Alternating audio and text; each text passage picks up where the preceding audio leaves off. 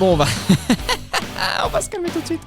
Au niveau du son, je vous promets qu'un jour, j'aurai une intro à moi créée par moi-même. En fait, je préfère arriver avec quelque chose que j'ai créé moi-même ou que quelqu'un m'a créé spécifiquement pour moi et qui me plaise. Je vous promets, je fais le maximum, mais pour l'instant, on va travailler comme ça. D'ailleurs, je suis très content de pouvoir vous dire enfin que ce podcast, et d'ailleurs tous ses prédécesseurs aussi, les épisodes précédents, sont disponibles depuis quelques jours sur Spotify, Deezer et Apple Podcasts. N'hésitez pas à me demander si vous avez une plateforme sur laquelle vous aimeriez bien m'écouter. Je vais voir si je peux.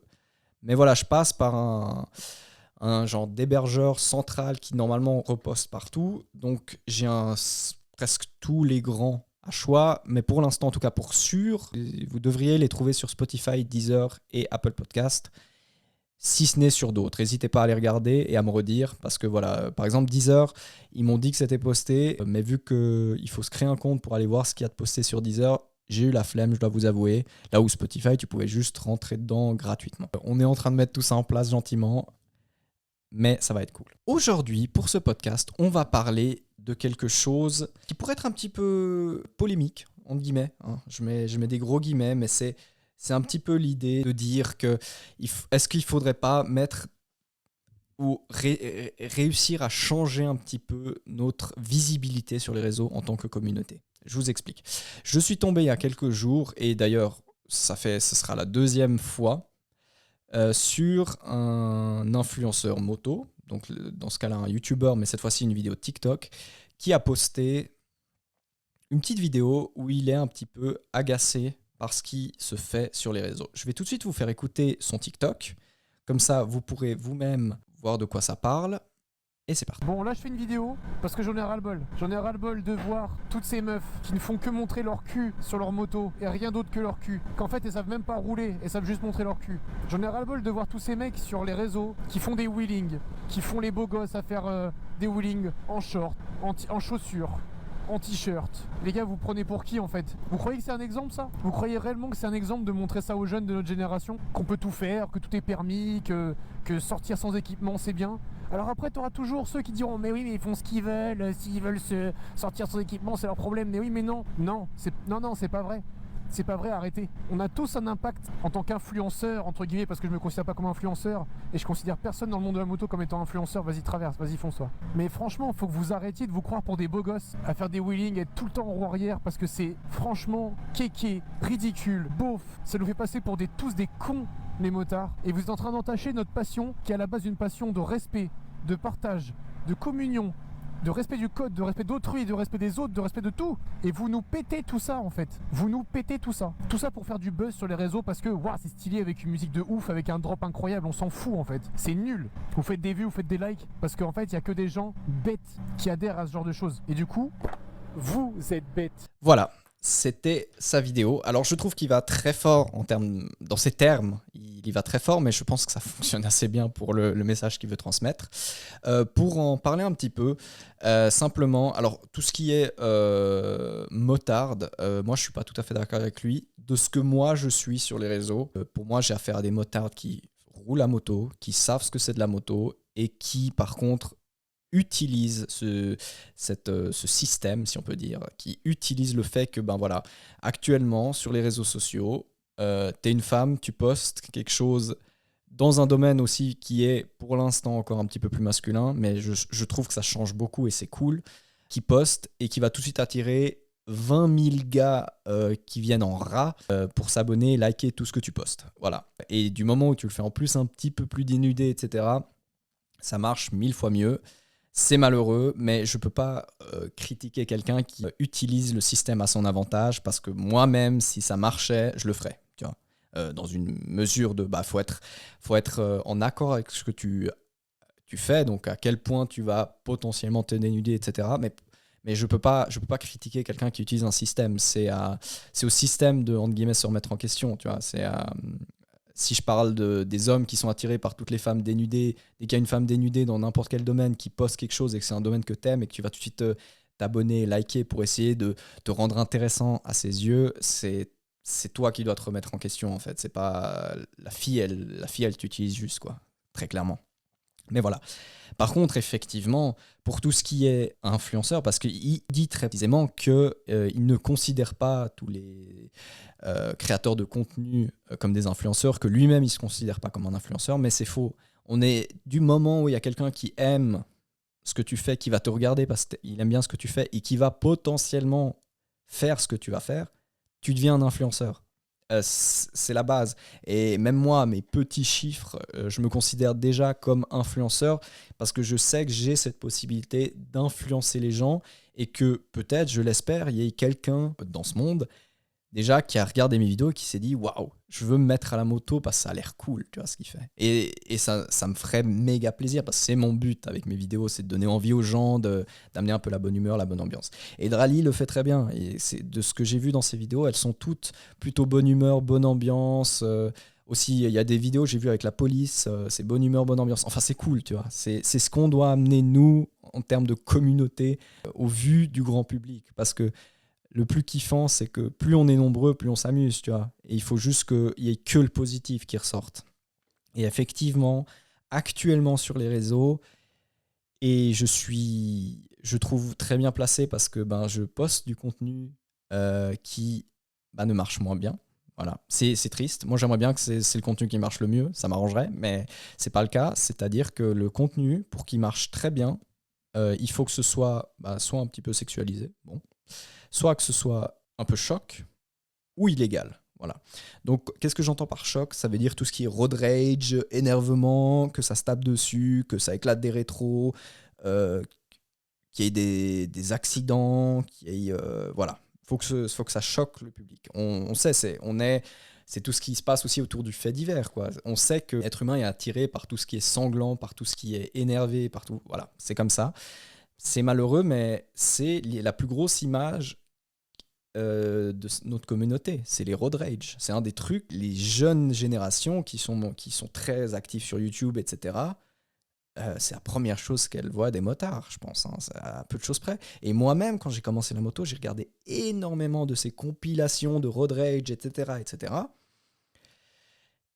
C'est à tel point de m'en dégoûter. Maintenant, vraiment, parfois, ça m'arrive une fois par an d'en regarder une ou deux. Ça me suffit pour l'année parce que tu sens que c'est faux, quoi. Que la plupart, il y en a de temps en temps une qui est vraie, c'est-à-dire que le type, il réagit à 100% par lui-même. C'est-à-dire, comment je pourrais dire ça? C'est-à-dire il s'est fait une peur ou voilà, et il est énervé à cause de l'adrénaline et de la peur. Mais très souvent, c'est des types, il leur arrive un truc, parfois même à tel point que tu te dis, mais gars, ça se voyait à 5 kills que ça allait se faire, mais toi, t'en profites pour aller à la dispute avec le conducteur, alors que très clairement, ce qu'il a fait le conducteur, c'est pas classe, mais c'était en aucun cas spécialement dangereux pour toi, en dehors du fait que t'as dû freiner un peu plus fort, quoi. Donc, il faut je trouve que ça donne une très très mauvaise image parce que ça fait une image un peu de rageux. Un motard est rageux, quoi. Alors que non, il faut pas que ce soit ça. Un motard, c'est quelqu'un qui veut survivre sur la route, c'est quelqu'un qui doit faire gaffe, c'est quelqu'un qui doit être prudent, qui doit être averti de tous les dangers, mais c'est en aucun cas quelqu'un qui doit être repéré comme tu lui fais n'importe quel petit coup et puis il va tout de suite te sauter à la gorge en mode tu voulais me tuer. Non, voilà, non. On est tous humains, on fait tous des erreurs. Logique qu'en tant que motard, un jour ou l'autre, il y a quelqu'un qui va te faire quelque chose par erreur souvent. Et il faut pouvoir se dire non, je vais pas lui sauter à la gorge, quoi. Non, ça sert à rien. Mais pourtant, c'est l'image principale qui nous arrive dessus. Et un autre truc aussi on voit beaucoup, et ça c'est plutôt TikTok, ça c'est plutôt une maladie TikTok, je trouve, c'est le nombre de vidéos, alors qui sont déjà plus que vides en contenu, mais où tu vois un motard avec un son qu'il ajoute, ou soit tu le vois rouler, soit tu le vois un peu traîner autour de sa moto comme ça, avec un sous-entendu de le jour où toi, ma moto, me tuera. Et c'est quoi ça? Non, franchement, c'est quoi cette image de merde? Ok, c'est stylé de mettre en avant que les motards sont des gens de gladiateurs de la route parce que ils jouent un peu plus leur vie que d'autres utilisateurs. Tout à fait d'accord, ça donne une image un peu cool, mais ça s'arrête là. C'est en aucun cas, à quel moment tu mets en avant le fait que, en guillemets, t'es fier que tu es tellement passionné que t'es fier tu seras fier quand tu vas potentiellement mourir à moto. C'est quoi cette façon de penser qui est immonde? Et surtout, encore que toi tu le fasses de ton côté, c'est une chose, et qu'après tu ailles jusqu'à te foutre dans un mur pour suivre ton idée, tu fais ce que tu veux, mais poste pas ça sur les réseaux. C'est quoi après les jeunes générations, ils vont se dire waouh, moi je veux devenir motard et sûrement la moto me tuera, mais je serais mort en faisant un truc qui me plaît. C'est quoi cette idée de merde? Moi, le truc le plus important quand je sors en balade, quand je vais rouler, quand je vais quelque part à moto, c'est de rentrer chez moi le soir. C'est en aucun cas de m'être dit ouais, j'ai poussé jusqu'au bout, j'ai eu de la chance, je suis pas mort. What? Sérieusement, si tu fais, tu te dis, en partant de chez toi, tu te dis potentiellement je reviendrai pas et c'est pas grave, je serai mort en faisant ce que j'aime. Ça veut dire que tu vas en plus rouler de manière plus conne que, tu vois, je veux dire, il faut rester un minimum sur ton envie de vivre. Enfin, je trouve ça fou et ces derniers temps j'en vois moins parce que c'est l'hiver, mais en été il y a des fois t'en vois 3-4 à d'affilée, tu restes 10-15 minutes sur TikTok et t'en vois des gars qui postent ça, et souvent c'est des assez jeunes en plus, et tu te dis mais les gars, mais vous allez chercher où ça? Faut tout de suite arrêter la moto si tu penses qu'elle va te tuer. Moi, ce que je rêve, c'est que dans 30-40 ans, je sois encore assis sur une moto et que je puisse continuer à rouler et à être passionné par ça. C'est ça que j'ai envie. C'est pas pouvoir me dire ouais, moi j'ai vécu ma vie à fond, mais à 35 ans je suis passé sous un camion et c'est fini parce que j'ai roulé comme un fou furieux, mais j'ai fait à fond quoi. Non, c'est quoi cette façon de penser? Et de nouveau hein, c'est un certain nombre et c'est souvent pour se donner une image, mais c'est non, stop, c'est pas une image qu'il faut se donner. Et c'est une image, sur TikTok, tu touches des méga jeunes. Quand t'es méga jeune, tu ne dois pas te dire que la moto, c'est un truc de passionnés qui sont prêts à mourir pour leur passion. Non, stop. Ça me rend fou, ce genre de truc. Et le nombre qu'il y en a, c'est dingue. Et moi, il y a une ou deux fois, je me suis dit, mais mon Dieu, il faut que je signale ce genre de publications qui sont nulles. Mais tu peux pas, ils font rien d'illégal, tu vois ce que je veux dire? Tu peux pas empêcher quelqu'un de poster ça parce que ça n'a rien d'illégal et que le TikTok va se dire bah, c'est quoi le souci, tu vois? Alors à moins que tu commences à signaler en masse, que tout le monde commence à signaler ce genre de vidéos, je pense que ça les ferait disparaître, mais non. Mais donc voilà, ma question à vous qui m'écoutez sur ce podcast, c'est comment est-ce qu'on peut améliorer ça? Comment est-ce qu'on peut changer cette image qui est extrêmement mise en avant sur les réseaux en général pour essayer d'améliorer l'image de notre communauté? Parce que je pense qu'un grand nombre qui m'écouteront seront du même avis que moi, c'est-à-dire eux, la moto c'est une passion. La moto, ils adorent en faire, ils en font dès qu'ils peuvent. Leur but c'est de prendre du plaisir en allant soit rouler un joli petite route de col, même s'ils roulent un peu sportif, tu vois, mais on est sur route, prudence, ou en allant faire de la piste. Enfin bref, c'est bonne humeur, bonne ambiance. On est souvent tous des potes. Du moment où tu croises quelqu'un dans un domaine non moto et que tu vois que c'est un motard, en général, tu t'entends mieux avec lui. C'est fou. Alors que peut-être tu vas avoir affaire à lui pendant une journée, après plus jamais. Et pourtant, tu sais qu'il y a un lien. Et ça, c'est la moto qui amène ça. C'est magnifique. Je sais pas comment dire. Moi, j'adore ce feeling. C'est fou. J'adore ce feeling. Et pourtant, tout ce que voient les gens extérieurs au domaine de la moto, ils voient que du négatif. Du road rage, la moto va me tuer, mais j'adore ça. Enfin, what the fuck. Et d'autres vidéos où c'est des types qui tapent des 200 sur route ouverte à slalomer entre les bagnoles, qui se font des routes de col, etc., aussi en oubliant qu'ils sont sur une route ouverte, qui font des wheelies à foison tout le temps. Non, il faut qu'on arrive à passer au-dessus de ça. Et je pense qu'une des solutions serait que, effectivement, nous, en tant que motards, qui sommes de toute façon visés par ces contenus-là, quand on est sur les réseaux, on tombe sur ces contenus parce qu'on les voit, parce que nous, on aime regarder les trucs de moto. Donc, on aime regarder les bons trucs de moto, mais les mauvais trucs de moto nous sont aussi montrés. Ce serait, je ne sais pas, je dois vous avouer, n'hésitez pas à me dire dans les commentaires, est-ce que à chaque fois qu'on voit quelqu'un qui fait souvent du contenu négatif comme ça, de dire au réseau social qu'on utilise, non, je ne veux plus voir ce contenu-là.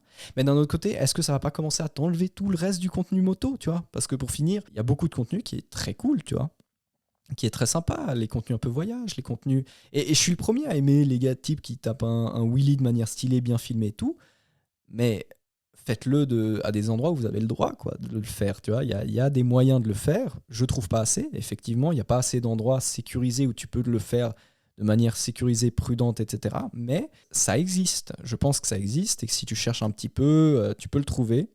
Après, oui, il faudrait peut-être le mettre un peu plus en place. On est d'accord.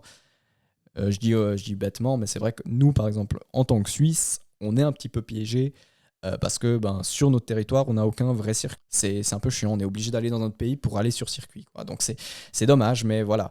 Mais il faut se faire, au lieu de rouler trop fort sur route, il faut se dire, vas-y, j'investis un peu plus d'argent, je vais sur piste.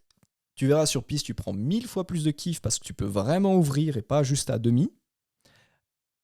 Et au moins, tu prends pas voire beaucoup moins de risques. Tu prends, il y a le risque de la vitesse, bien sûr, mais il y a tout le monde qui va dans le même sens, il y a tout le monde qui roule de plus ou moins la même façon, c'est surveillé, il y a une ambulance qui t'attend à 2 minutes si tu venais à tomber ou comme ça. Enfin, il y a toutes les conditions sont meilleures pour que si t'arrive un truc, ça soit moins grave. Et c'est important, parce que ton but, comme je le dis, et ça devrait être le but de chaque motard, c'est que quand il monte sur sa moto, son but, au bout du compte, c'est de redescendre de sa moto en un seul morceau, au pire en ayant transpiré un petit peu. Tu vois ce que je veux dire? Et en ayant besoin de boire un petit peu. Et de manger quelque chose. C'est tout. C'est tout ce qu'il y a besoin. Et c'est ce qu'il faut viser au bout du compte. J'invite encore, pour terminer ce podcast, n'hésitez pas à écrire ce que vous en pensez de ce sujet. C'est un truc qui me tient méga à cœur parce que je suis extrêmement dedans. Et je vois très clairement que moi qui essaye de faire des contenus plutôt drôles ou juste bonne ambiance ou juste balade un peu ou voilà rouler un col un peu sportif mais en restant dans les normes, je touche du monde mais pas énormément. C'est comme ça, je fais avec. Je préfère faire du contenu dont je suis fier, où ça me plaît de le mettre en avant plutôt que de chercher l'illégalité, de chercher le road rage. Voilà, non, j'ai pas besoin de ça. Je serais pas fier de moi si après, dans 2 ans, je suis un des types les plus connus, mais que c'est que en faisant de la merde. Voilà, très clairement, en faisant de la merde. Mais donc, pour terminer, et je trouve ça très intéressant parce que je vous ai dit que j'ai vu plusieurs contenus par rapport à ça, et je vous invite à aller voir la vidéo de Valoutre. Alors, je vais vous l'épeler parce que je ne suis pas sûr de comment on le prononce, mais c'est Valootre. Donc, il s'appelle Valoutre-Trésor en or. Trésor avec un S. Je suis tombé sur cette vidéo par pur hasard, mais je crois que c'est une vidéo qui a assez bien marché et qui, dans son contenu, est très intéressant pour tous les gens comme moi qui aiment bien poster sur les réseaux. Et la vidéo s'appelle « Jusqu'où iront certains motards pour faire le buzz ?» Elle a été publiée le 24 décembre 2022. Et ce qu'il y raconte, je ne vais pas vous parler de ça. Je vous laisse aller découvrir si ça vous intéresse. Mais honnêtement, en tant que motard, c'est une vidéo très bien que je peux que vous conseiller.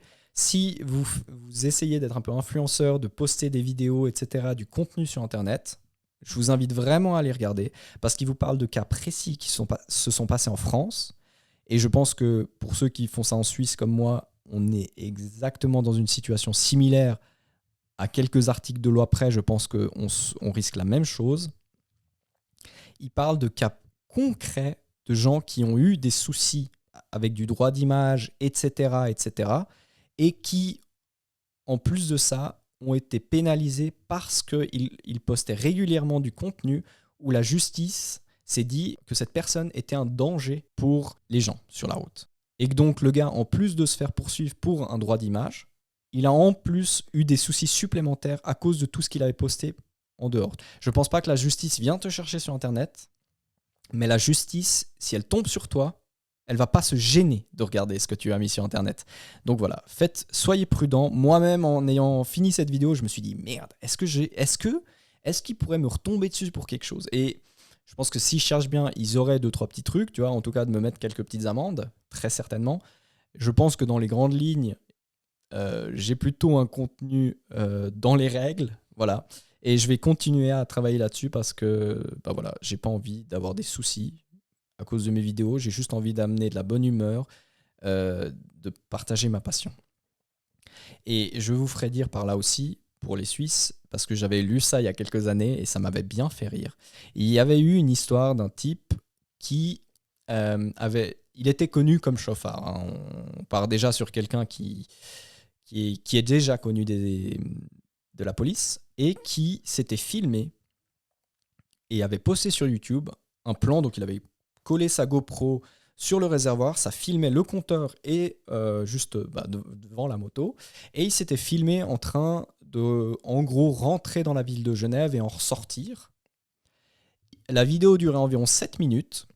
Je crois que moi, pour faire le même trajet légalement, je crois qu'ils te font en tout cas 20 à 25 minutes, avec les feux, les machins, devoir attendre, etc. Lui, il l'a fait en 7. Et dans la vidéo, vraiment, il te tape des pointes à 180 en interfile. Alors, c'est le cas le plus extrême que j'ai vu, et qui en plus se passait sur des routes que je connaisse. Mais sachez que la justice, quand elle a vu cette vidéo et qu'ils ont su que c'était lui, ils sont allés le chercher à cause de la vidéo. Disons que il avait déjà un casier pour les mêmes raisons, mais ils sont allés le chercher. Donc ne vous dites pas que je poste sur Internet, on voit pas que c'est moi qui conduis, c'est pas mon problème. Tu vois, ça suffira pas. Et d'autant plus, ne vous dites pas que c'est en floutant le compteur qu'ils vont pas savoir à quelle vitesse je roule, parce que là aussi. Dans la vidéo de Valoutre, il explique très bien comment la police a réussi à connaître la vitesse d'un gars qui postait sur YouTube pour pouvoir ensuite le poursuivre. Et ils ont trouvé, alors moi je pensais qu'ils allaient calculer, faire un genre de calcul approximatif au pire du défilement des lignes blanches, parce qu'il suffit de connaître la route, de voir à quel point, quelle longueur ont les lignes blanches et de compter sur une certaine distance, sur une ligne droite, etc. Mais en fait, non, ils ont trouvé encore autre chose. Et je vous dis, ça peut aller assez loin pour s'assurer que tu puisses plus rouler avec un permis, en tout cas. Donc, voilà. Méfiez-vous, les amis. On est une communauté magnifique qui a besoin d'être mis en avant de manière magnifique. Et d'autant plus dans cette époque où tout le monde se juge, tout le monde se regarde.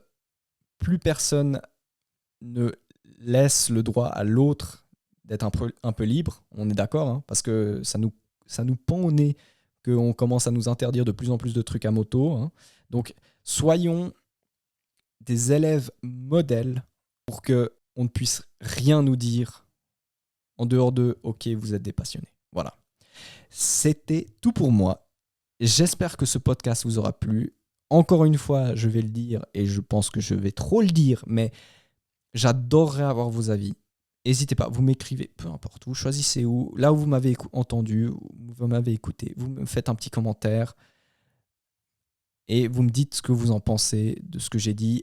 On pourrait en parler pendant des centaines d'heures. Et d'ailleurs aussi, j'en profite, si certains d'entre vous se sentent l'envie d'en discuter avec moi un moment, moi je suis vachement ouvert. Si vous voulez une fois, j'ai moyen de vous enregistrer par exemple par téléphone et qu'on en parle pendant un prochain podcast.